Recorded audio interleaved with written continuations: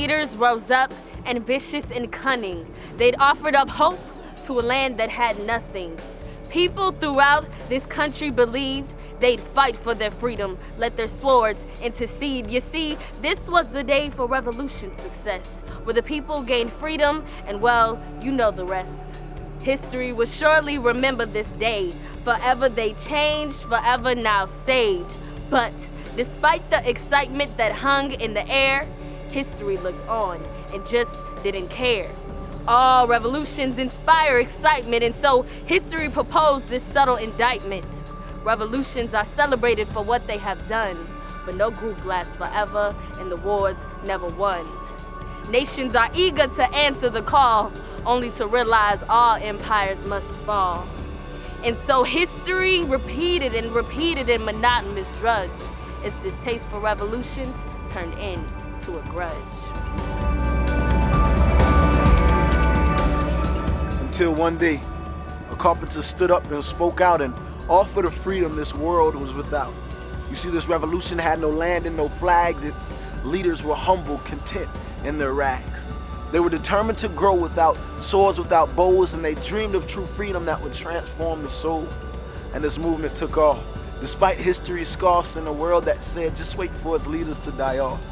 And where most revolutions are about just a few, Christianity developed this radical view. One man died to give courage to us all, to settle this problem that we call the fall, and in doing so, he rewrote the script and empowered a people who did not know quit.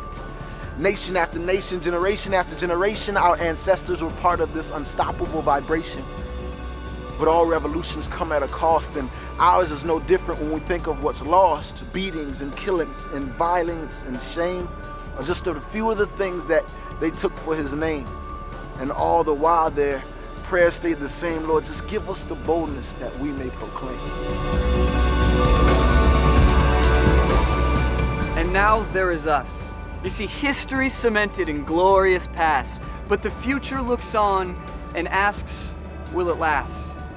We are the remnant of this revolution, but are we more radical than buildings and church institutions? I mean, does the world even know that we're more than a show? And if it doesn't know soon, just where will it go? In response to that question, we challenge the future. This movement's not done with its long-standing tenure. Are we content as ordinary people, safe and secure underneath our church steeples?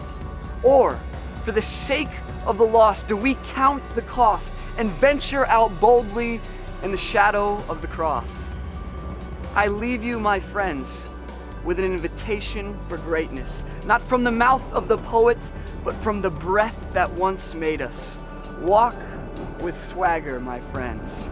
This movement's not done. All over the world, revolution's begun.